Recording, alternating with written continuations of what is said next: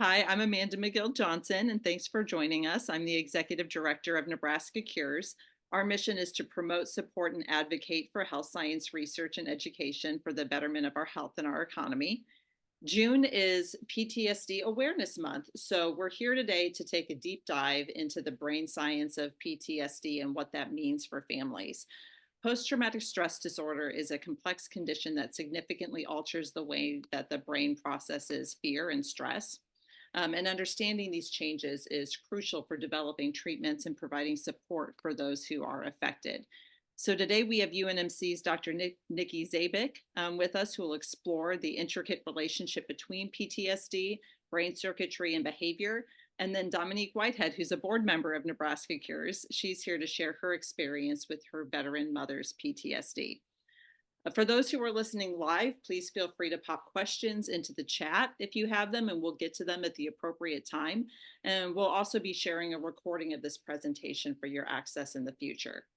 Thank you for joining us, Dr. Zabik. I'll hand it over to you. Thank you so much. I'm assuming we already tested this, so I'm assuming everybody can see the slides. I'm gonna kind of like dock you guys because I get a little distracted when I can see people in the corner, but you can put the questions in the chat, but also if you have like sort of like a burning question, you're more than welcome to kind of like pop on if you feel comfortable and ask me a question. I try to stop for a little bit here and there, usually for me to drink some water for you guys to gather your thoughts. But yeah, I'm going to really mostly be talking about the emotional component of what PTSD is, because I'm going to let Dominique sort of handle the cognitive component in her lived experience. And a lot of the emotional component really ties into the cognitive component and the lived experience, obviously. And usually when I talk about any sort of disorder, I like to have some sort of image paired with it. And this is an image from Mobius, who's a very famous cartoon artist and this really to me speaks to PTSD. So patients are really haunted by trauma memories. They sort of struggle to get through their day. They're constantly trying to push things behind them, but are unable to. Um, and there's this great acronym that I like to use that's trauma, which is relevant to PTSD, and then it'll help us remember what really PTSD is. So PTSD is the only DSM disorder where you have to have an external event to qualify for a diagnosis. And in this case, this is a traumatic event. Patients will re-experience the event either in real life, having flashbacks or having nightmares. They will avoid things that remind them of the event. So people, places, things, but also emotions associated with the event. They're unable to function. So that's a cognitive component that Dominique will likely hit on more than I will. They're very hyper aroused, which is something we'll talk about today. And all of these symptoms have to last for longer than a month. And now, if you see patients who have PTSD or know anybody who has PTSD, what's really difficult for both people to treat it and for us to research it is that there's actually over 10,000 ways to be diagnosed with PTSD with current diagnostic criteria. So it's very complex. So every person you meet with PTSD has a very different profile. But when we think about it, when we're trying to study these people or treat these people, we really have three main components of PTSD. We have this hyperreactivity component that we often look at. There's also this failure to extinguish a learned fear, and then fear generalization, which is a little complex, but we'll talk about that in a little bit. And then there's also, this is sort of my pet area, is this avoidance of fear cues. And now, when we're in sort of a research setting and we're trying to figure out what parts of the brain are sort of dysregulated in PTSD, we really kind of reduce PTSD to its core components about what triggers PTSD. There is an event-related cue that can be like a loud noise, and this or sounds, smells, emotions that are associated very specifically with the event, and that sort of gets logged into the brain. And then the brain learns that there's some sort of event-related outcome. And usually this is injury, emotional distress. People often feel guilt and shame related to their trauma. So there's this cue and there's this outcome. And this becomes so inextricably linked in the brain and is really sort of the source of all of this dysregulation that we see in the brain. And I'm going to go through these three sort of categories one by one, and I'm going to start with hyperreactivity. And so what is hyperreactivity?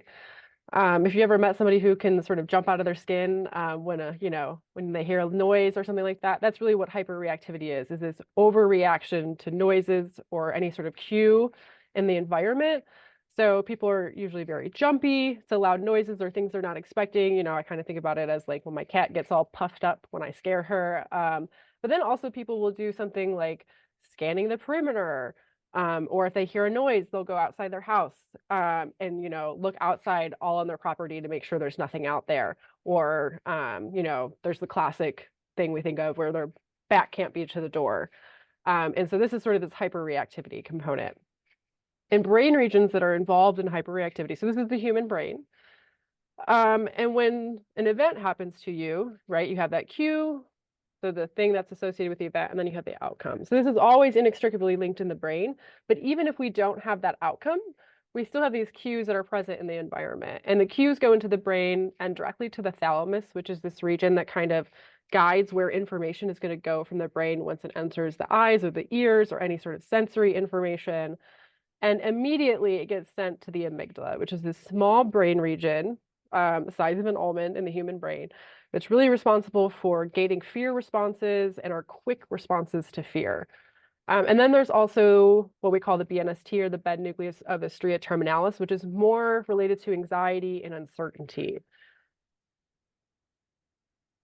And so over the years, we've really looked at emotional processing in the brain for people who have different diagnostic disorders.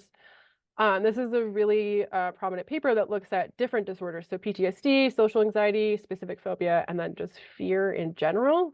But what you'll see is that people who have PTSD and all these other disorders as well, you'll see that they have greater activation, that's what the red means, of the amygdala, or that fear area, compared to control. So I've highlighted it right here. There's some other regions we'll talk about later, but really what we see very consistently in PTSD is this higher amygdala or fear-related activation in the brain. And then sort of coming to this uncertainty component related to PTSD. There's a lot of stuff going on the slide, so just let me sort of take you through it. We're looking at startle, so that hyperreactivity when you hear a loud noise. We're just going to be focusing on these black bars, which is that unpredictable cue that's coming. So they don't know it's coming, and that can be very anxiety provoking. But really what we're seeing is that there's differences between PTSD, but not so much in controls. And right here, people with PTSD have really high hyperreactivity when something is uncertain. So that's sort of this behavioral component of this uncertainty. And in addition to sort of brain sort of processing emotions and our bodies responding to uncertainty, our brains will also respond to uncertainty in specific ways.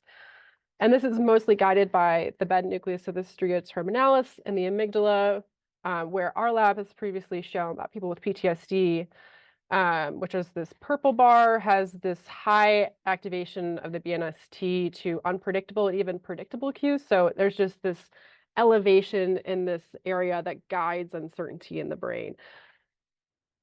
So that's highlighted there. And then in the amygdala, we don't really see that as much. And so this is the unpredictable sort of the cues coming in. But when they're processing the images that they end up seeing, we see high activation of the amygdala too when anything is sort of emotionally salient. So this is this unpredictable image viewing. So really what this is showing is just that we have this hyperactivation across cues and images for the BNST. So this BNST is sort of always on and trying to figure out, like, is this uncertain? Like, do I need to have a response to that? And then the amygdala is just trying to process all these emotions, and it's working way too hard, right? It's overactive in people who have PTSD. So when we're thinking about treatment implications for hyperreactivity, there's really two gold standards that we have for PTSD, which aren't the best, but we'll talk about what other things we can do. The only two approved medications for PTSD are selective serotonin reuptake inhibitors, which are antidepressants. So they block serotonin reuptake in the brain. And what we found is that we look at the amygdala in people who respond to SSRIs, who have a fear-based disorder. We actually see a decrease in their amygdala activation to those who respond. And these are the upper bars are non-responders. But what's interesting, and we don't have to talk about this just yet, is that people who get placebo in our responders are actually also see a decrease in their amygdala activation, which is very interesting. So there is this component of like placebos can help people too. But it's interesting that both placebo and SSRI responders both have a decrease in this amygdala activation. But in addition to SSRIs, some other medications that we often prescribe for sort of quick anxiety relief are alprazolam, which is Xanax. So that's a GABA. Um, it activates GABA receptors, so it sort of dampens down the brain. And what we see is that if we give people a high dose of Xanax, we don't really see a decrease when we're looking at predictable things. So when they know something's going to happen, it doesn't decrease their startle or their hyperreactivity. But if we put them into a situation that is unpredictable, what we find is that the high dose of Xanax actually decreases their hyperreactivity. So this is a very specific mechanism that we use Xanax for. Obviously, there's some other concerns with Xanax that most prescribers try to avoid, which is why they give SSRIs. So now we're going to go into this fear component. So extinguishing a learned fear and fear generalization, which is a lot of my background. So fear conditioning extinction are these adaptive components of PTSD. This is a very common way that we look at sort of PTSD learning associations in laboratory settings, where we fear condition people, which basically means we teach them that this cue, like a loud noise, is always followed by an outcome, maybe a shock or something when we're in a laboratory setting. And so they learn that this innocuous cue, this noise, is now paired with an aversive outcome. So we call that the fear memory. And then fear extinction sort of models this new learning process where they're learning something safe. So this is like sort of like real life. After you experience a traumatic event, everything in your life theoretically is fear extinction because you're seeing the cues associated with the event, but the outcome isn't happening. So now they're learning that this cue is no longer paired with an aversive outcome. So this is actually competing safe memory. And this is sort of the crux of the issue with PTSD, is that the fear memory always wants to prevail over the safe memory. And this is a really adaptive thing that your brain does to try to say, like, I'm actually keeping you safe. Like this one time this thing happened, like, I wasn't on guard well enough, so like we didn't have our defenses up. But now every time that thing happens, I'm going to be ready, and I'm going to be ready to like barricade up.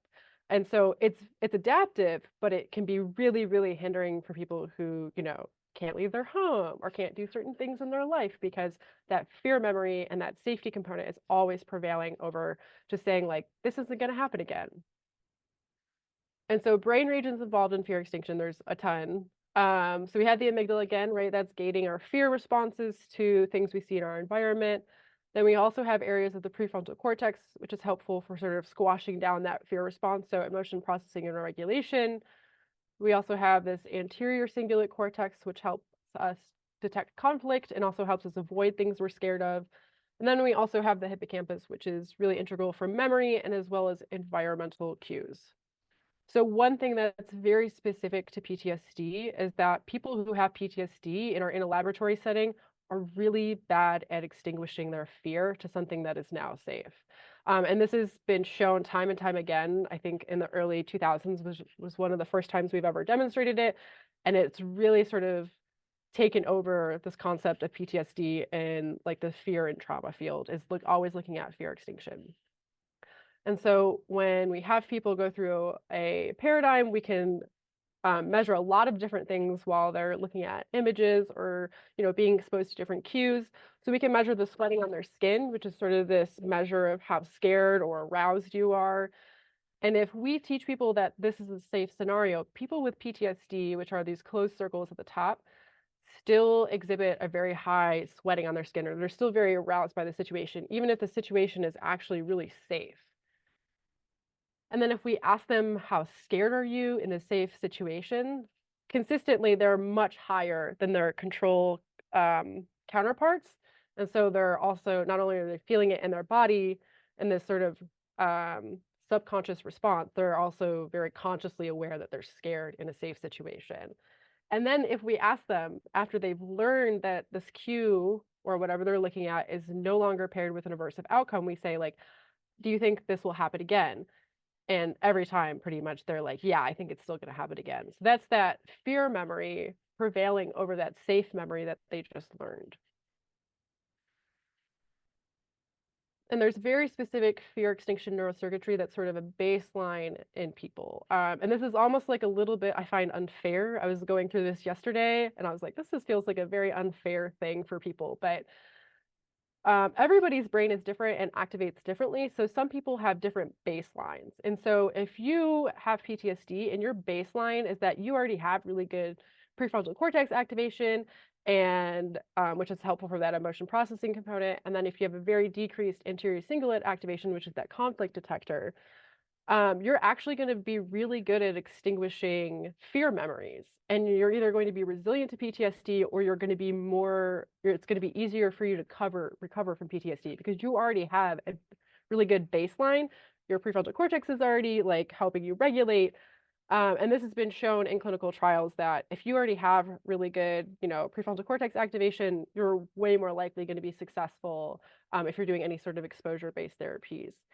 But for those who don't have as great of a baseline, so they have not great, they have lower prefrontal cortex activation, more anterior cingulate cortex activation, they're really going to have poor extinction memory. They're going to be vulnerable to PTSD, and they'll recover less easily from PTSD. So that's sort of the fear extinction neurocircuitry. And there's another component of fear, is this fear generalization. And this is very common in PTSD, obviously, where people have a really hard time doing pattern separation, or basically saying this new experience and this stored memory are different, right? So this new experience is you're in a safe place in your backyard with a fire going, but your last memory of a fire may be in a combat related zone. And so your brain's job is to say, are these two things the same or are they different? If you don't have PTSD or a fear-based disorder, you can easily discriminate between the two images. You can say like that past memory is much different than this new experience that I'm having, so I don't need to exhibit any sort of fear response. However, for a lot of people with PTSD, their brain will generalize, right? That's their brain's adaptive response to protecting itself from anything that might be similar to the event they had previously experienced. And so if you have PTSD, you see a fire and your stored memory is like, this is obviously the same as the same event, so I need to have the same response. And so this is very difficult to try and treat. But when we think about brain regions involved in fear generalization, we're really thinking about memory and context cues. So this is primarily driven by the hippocampus. And what's interesting about the hippocampus in PTSD is that we've seen a lot of impact of hippocampal volume, meaning that people who have PTSD, their hippocampus is a different size than people who don't. So if we're looking at a brain on the left, people who have experienced trauma and have PTSD, and then people who have experienced trauma but don't develop PTSD, those who have PTSD actually have smaller hippocampus volume. And there's some other research that suggests that this might also be a sort of pre-existing vulnerability, where if you have naturally, sort of like when we're thinking about that fear extinction neurocircuitry, where if you have a different baseline, you might be more susceptible or less susceptible. This is the same thing that's happening where if you have a smaller hippocampus volume, you have less neurons to help you out to say like, this is a different memory or this is the same. And so it becomes more difficult for you to sort of pattern separate all these memories. And in addition to this sort of volume impact is that any sort of stress really impacts the hippocampus, unfortunately. If we try to probe people on a memory test where we say like, do you remember this image or was this image shown before? We can look at correct memory and false memories. And what's interesting is that if we stress people out, they're going to actually remember more false things. So they're going to have more untrue memory. And when they're recalling these memories, if they're in an unstressed condition, they use the hippocampus really well. That's the hippocampus there. And they can, remember the correct things better. But if they're in a stress condition, we don't see that activation of the hippocampus, meaning that stress is altering the way people can remember things, both true and untrue. And these are specifically neutral memories. So imagine if somebody who had an emotional memory and was trying to delineate between what's true and untrue.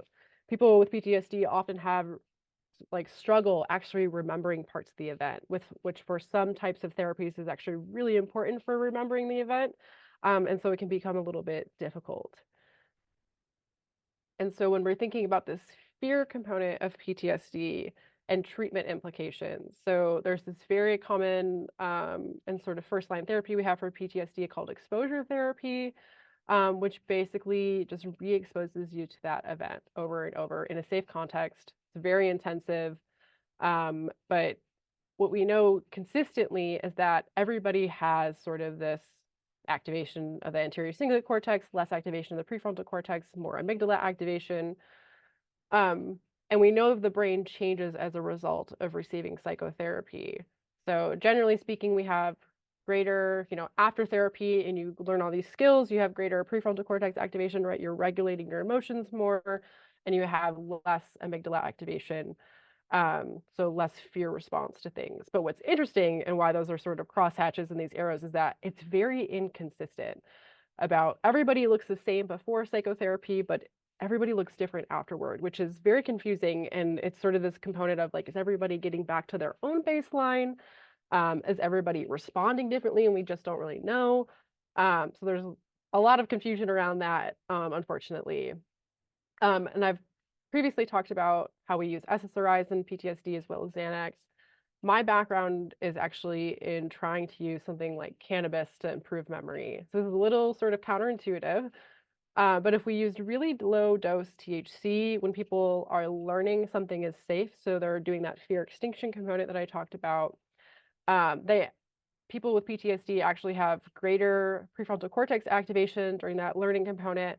And then even when they're re-exposed to an unsafe environment, they're still using their prefrontal cortex more than controls when they have THC. So this is a very novel avenue of research that I helped sort of work on. There's a clinical trial going on in Detroit right now looking at using THC with exposure-based therapies. It's a very specific therapy that's happening. So this is just sort of on the horizon thing, and also why, if you're looking at medical cannabis stuff, why you might see that PTSD is a qualification for using medical cannabis in states where it's legal.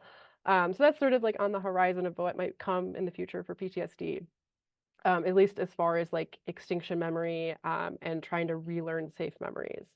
When it comes to trying to improve hippocampus function for fear generalization, it's a little bit harder. So we know that stress and age will decrease hippocampus function, but there's things that actually will help with hippocampus function. And all of these are very obvious, right? Exercise, enriching your environment, antidepressants also help with improving hippocampus function. So really a lot of it is lifestyle of just like letting yourself be a human and like going outside. A lot of people struggle to just exit their home. So even just like being able to exit your home is a form of enrichment for people with PTSD. So the last sort of component of PTSD that we'll look at is this avoidance of fear cues. So this is sort of my little pet area that I'm working on with PTSD and also substance use disorders. But it's actually a very overlooked component of PTSD, even though it's a very important component of therapy for PTSD. So when we think about brain regions involved in avoidance, so I'm talking about avoidance of people, places, things that remind you of an event, as well as avoidance of emotions that trigger reminders of the event. Obviously, the amygdala is involved because we have this fear component. The anterior cingulate cortex helps us with conflict detection as well as avoidance. So these are the two main regions that are sort of working together to either help you avoid or help you approach things. One thing that's really important is that avoiding fear actually prevents you from extinguishing. Basically meaning if you avoid things that would expose you to new safe information, you're not going to be really good at remembering new safe information. And if we do it in a laboratory setting, this is looking at sweating on the skin again. All of this is basically saying this is their response to cues, this is their response to safety. If we have an avoidable cue, they have the same response as if that cue was still paired with that aversive outcome. So learning to avoid does not make you feel better. It actually makes you just as scared as if you didn't avoid. Um, and we also see greater amygdala activation when people are avoiding, which means they're still scared, even though they're associating it with this no outcome. It's a little complex, but definitely sort of this new area of PTSD research. There's not as much information about it as I would like, but for treatment implications, part of exposure therapy is not just exposure. So in exposure therapy, you simultaneously try to expose people to their fearful experiences, so their event in a safe context, but you also want them to break the cycle of avoidance. So part of people's homework and exposure therapy is actually literally like going out and going places they've been avoiding. So no medication really can help, maybe THC based on some data that I haven't showed you, but it's a behavioral component that's really hard to get at. So in conclusion, sort of right on time to let Dominique speak to all the cognitive components, we have this hyperreactivity component where ideally we'd love to reduce amygdala and BNST hyperreactivity to fear and uncertainty. We have this failure to extinguish learned fear and this overgeneralization of fear, where really the goal is just to improve fear extinction by letting the prefrontal cortex regulate emotion, as well as improving hippocampus function through a lot of enrichment and exercise and antidepressants. And then for avoidance of fear cues, you really just have to reduce the behavioral component of avoidance, which is easier said than done. But I have one last slide, and this is sort of my own little promo thing, but if you're really interested in exposure therapy and the brain changes associated with it, there's this awesome book. You can get it on Amazon. I was actually trained by Sheila Rausch, who's the deputy director of Emory Healthcare in the Veterans Program. So if you know any veterans who needs a real good 2-week boot camp, contact the Emory Veterans Healthcare Program. It's paid if you're an IED basically post 9/11 vet. It's completely free. But she runs that program. She is the leader in exposure-based therapy. She trains people all across the nation. And her and Carmen McLean, Carmen does a lot of work trying to make therapy accessible from anywhere. So a lot of virtual based therapy. They do some awesome work. But if you're really interested in knowing more, I highly recommend this book. And also these people are really wonderful people and dedicate their lives to people with PTSD. So that's what I have for you guys. Dr. Zabik, thank you. I will take a moment. If anyone has any questions they'd like right now, you could either unmute or type it in the chat. I will say I'm fascinated by what you said about just the baseline of the brain and how it's not fair. We're all, if I'm following you correctly, we're all born a little differently. And Yeah. so maybe one of our amygdala or whatever is smaller than others, and that is just, you have to treat people differently then based on. Yeah, definitely. Yeah. Any other questions or thoughts? Otherwise, we'll hand it over to you, Dominique. Thank you. Can you all hear me? Wonderful.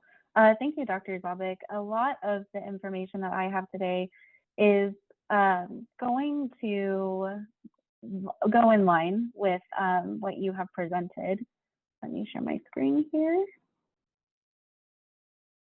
Can everyone see this?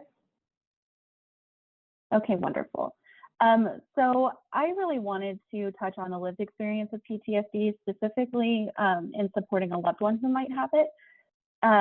So empathy in action, supporting loved ones with PTSD using brain science. I think the brain science behind PTSD is very helpful in supporting your loved one and really understanding what's going on.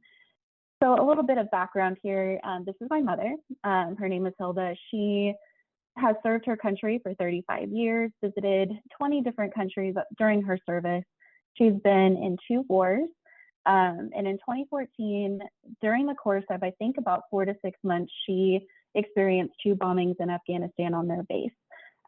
Today, she currently lives with a traumatic brain injury and PTSD. So just a little bit of background about her so you kind of understand the scenario that I'm getting ready to explain. So from fun to fear, PTSD reactions, a brief story. Our family has a fall tradition that we really love to do, going to a park that is a fall festival. And I had taken her with me, and, you know, all of the fun things that she would normally experience, they were at play. There were a lot of people involved. It was a very busy night. And if I reflect back, I could kind of see her agitation level rising a little bit, but she masks it so well at this point in her life. She's in her 70s, that it is hard to pick up sometimes. But long story short, we had been in a barn in one of the areas, and fireworks went off unexpectedly. I suppose it had been a while since we'd been here, but on Friday nights they have fireworks and we had no idea. It wasn't really promoted anywhere. This resulted in her hunkering down, and she immediately believed herself to be in a war zone.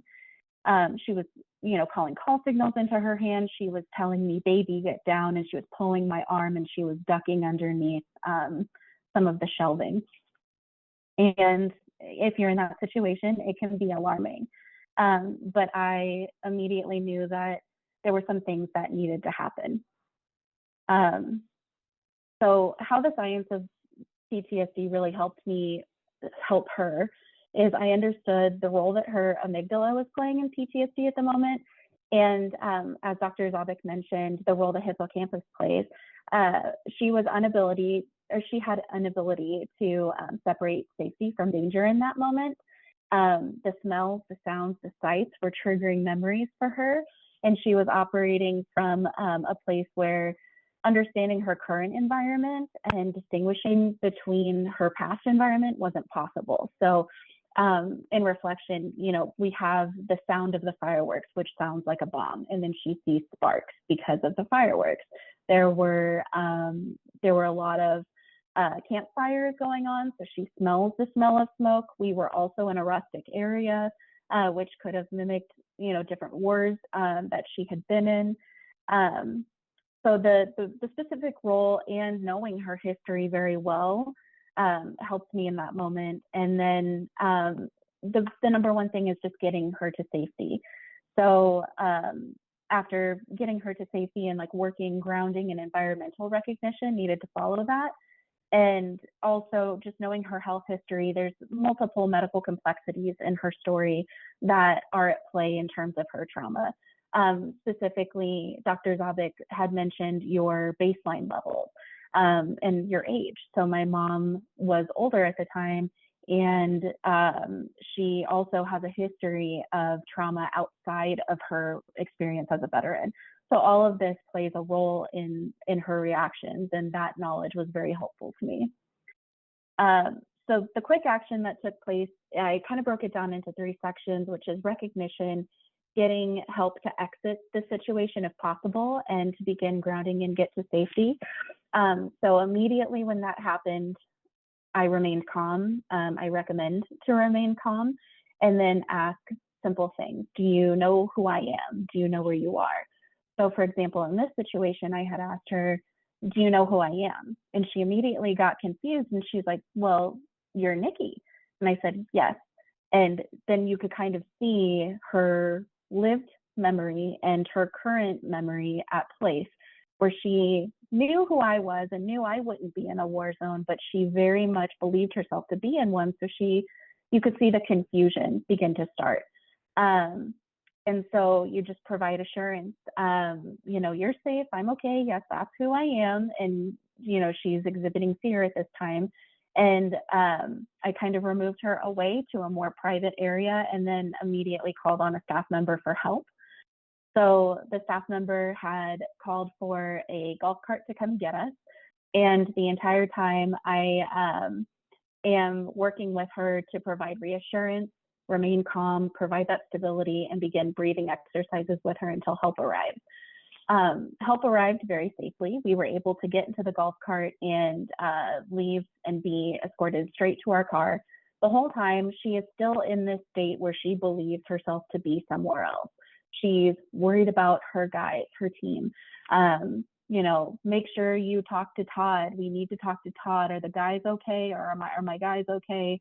And you just have to continue breathing with her. Encouraging long, deep breaths is important, because short breaths encourage that hyperventilation where it could actually make her experience worse.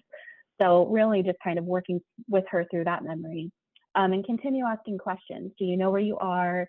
And try environmental recognition. So I would ask her to find me something blue, to find me something red, or say, what are we in right now? And then she'd be able to know, oh, we're in a golf cart. And then again, just reinforcing, do you know who I am? What is your name? And these kinds of grounding techniques are, this is obviously a very this is a very severe case of what a reaction could look like. But these grounding techniques work, I think, on all different levels, just in my experience, and whether you're in public or not, it's just the number one thing is safety, right? We want to make sure the public is safe. We want to make sure your loved one is safe.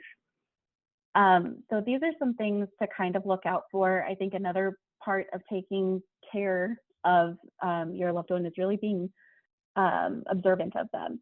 So being alert and aware of your surroundings in general, you're kind of the eyes and ears when they might already be on alert, but you're kind of looking to prevent things before they happen if it's possible.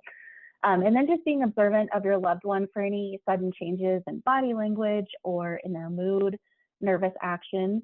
This can look like trembling or excessive fidgeting, hand rubbing, leg bouncing. They might stiffen or have hesitation when walking and moving into spaces.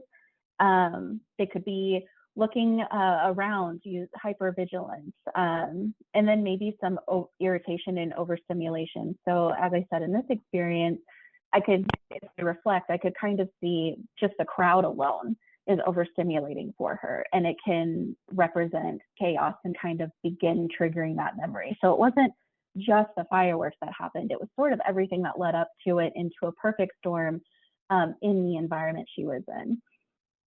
Some other things could be difficulty concentrating and or just freezing in general.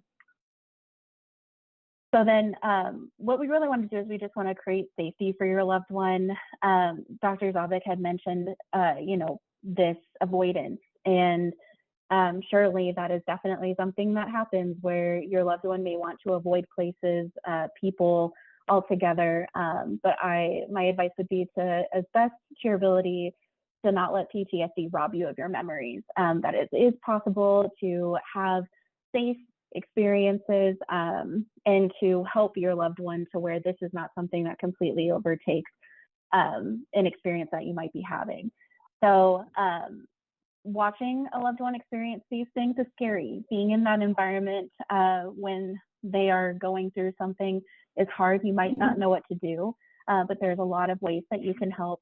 So being aware of their triggers, remaining calm, and looking for preventable situations and just adjusting accordingly. So for example, the 4th of July is coming up. That's something our family worries about a lot. So it could be something as small as, we know that our neighborhood might have a lot of fireworks displays. So then we go to, a different neighborhood. My parents typically go out of town for the holidays and kind of stay in a rural environment. But that goes for special events and holidays too. Just kind of being aware of the environment, and even speaking to neighbors and saying, are you planning on having any fireworks or communicating any parties with loud noises that could possibly happen? And then just know before you go. When you are going somewhere, kind of read up on where you're going so that you can see if there's any potential triggers that might be there. I like to think of this sort of how at the movie theater you might see when you're at the ticket window that there might be a strobing effect, and so it's just kind of a warning. Well, these are similar things that you can kind of look out for to just know, is this going to be a really crowded situation? Is there a safe exit? What does that look like? And then I think the other big important piece of this is continuum of care with your other loved ones.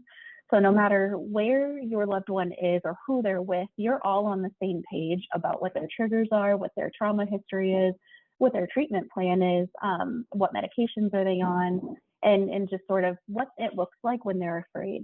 Because what it looks like when you're afraid could be different for a lot of people.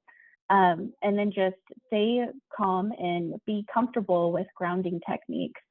That has really gone a long way. And I think it can cause division within family if they know that you have a loved one who is suffering from something severe and they're afraid of those situations. And this is a really great way to encourage family bonding, to make sure that your loved one is safe, that they are just as if they were if they didn't have PTSD. They deserve to have comfortable and enjoyable experiences.